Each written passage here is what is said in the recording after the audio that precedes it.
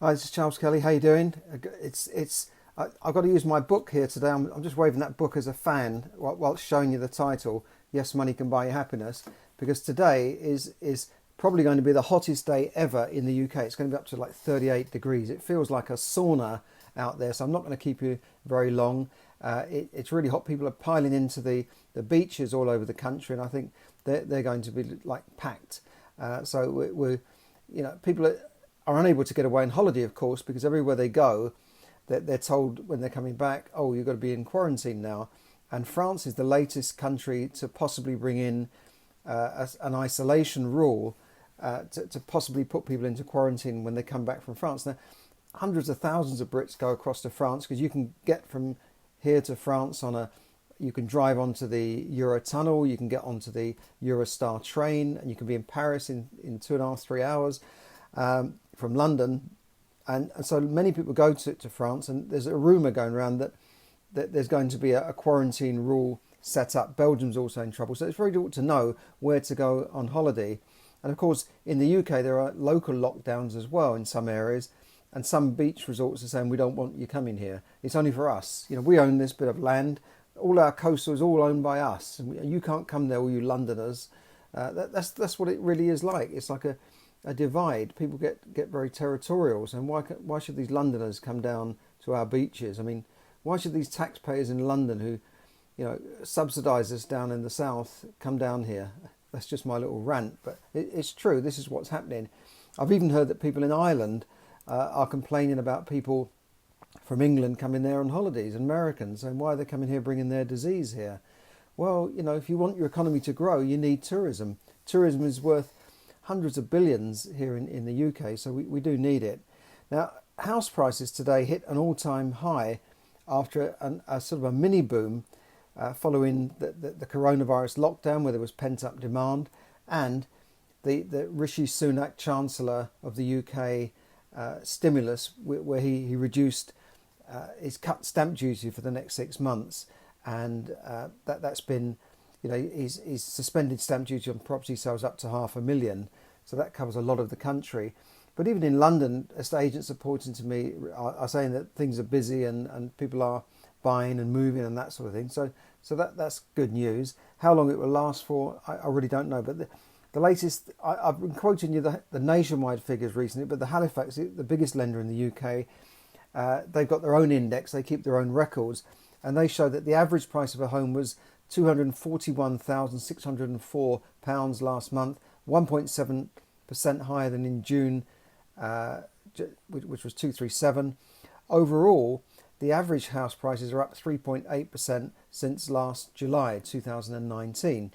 So that's pretty good news. And property, even if it goes down for a while, it always seems to bounce back. People still need somewhere to live.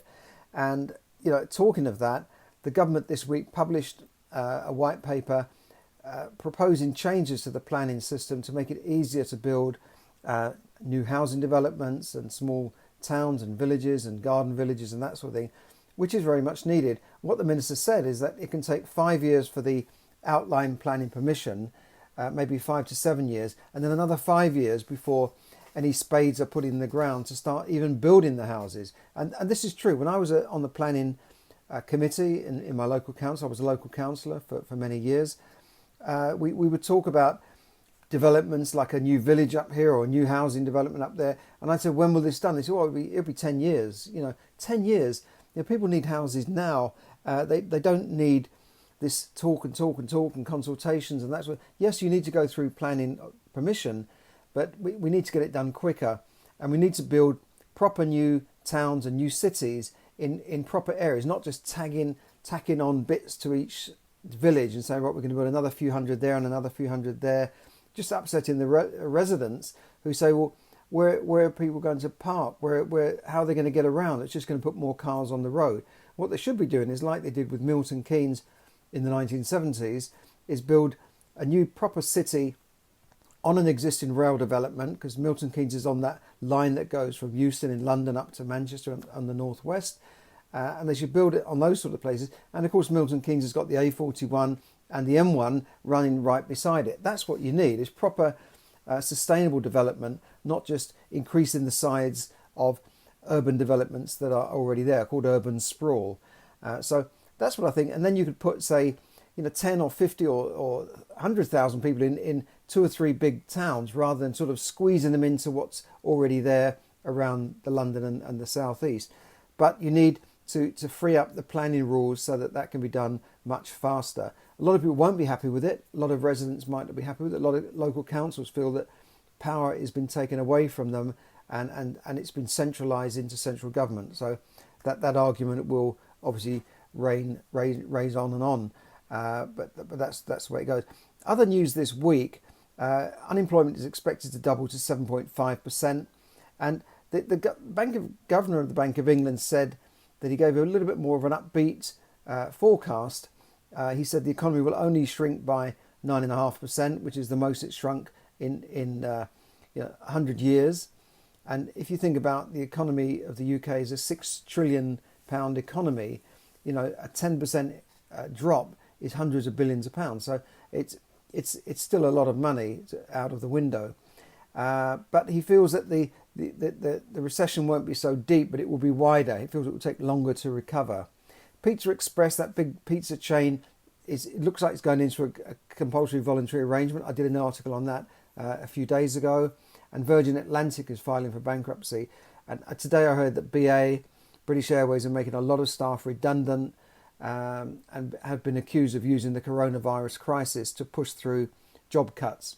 However, British Airways argue that they pay pretty much the highest salaries in the industry in the UK, certainly a lot higher than, say, a Ryanair or EasyJet, and they can't compete with the high salary and the benefits and the pensions and all those sort of things. So they perhaps need to renegotiate things. This week we've had more holiday misery, as I've said. Base rates were held at 0.1%, and rates looked set to stay low for the next 5 years. But lenders are not passing on the rate cuts, so that's bad news for borrowers. But of course, banks are reducing the amount they pay on savings to almost nothing, but they're not passing on those savings to borrowers with mortgages. Mortgages have become more expensive, even though rates have come down quite a lot. From even 0.25% to 0.1% is a big drop. And they're not passing this on, so it's a bit naughty, and I think the government should do something about it. So what's the thing about property? As I said, property is still a good investment in the long run, and I think with the changes that are going on, millions of people are now working from home and may stay working from home. I think there's going to be a lot more offices coming on the market, prime and ripe for development to residential. I think there's going to be a lot of changes. And if you want to know more about how you can get into property in the UK, there's a seminar on next week run by a couple of friends of mine from the 9th to the 12th of August. I'll put a link up here, and if you're interested, click on the link. It's a webinar online, so you can watch it from anywhere in the world. In fact, I've been on some of their courses, and they get people coming in from many other European countries, Netherlands, Sweden, Switzerland. I've met somebody, Germany, so from all over, because the market is good here. There's always demand here. They still need to build 200,000 homes a year to cope with demand, but there will be ups and downs and dips along the way. So if you can learn how to buy property using other people's money and none of your own money, that is obviously better than putting all your money into one buy-to-let and then finding that it wasn't a great deal after all, and you can't buy any more. Or you could do it 2 or 3 buy-to-lets and you run out of money. So you need to learn strategies that can help you keep your property journey moving, and it can enable you to keep on getting involved in getting cash flow from property and investing in property using other strategies that involve other people's money. So have a look at that link. It's on the bottom of here. And I will go now because I'm just melting here. It's so hot. I know I keep talking about the weather, but it is exceptionally hot in the UK today. It's hotter than Ibiza. So thanks for listening. Have a great weekend. And thanks for everyone who's tuned in here on Facebook Live. Always great to see you, and do welcome your comments. So thanks a lot and have a great weekend. Stay safe. Bye for now.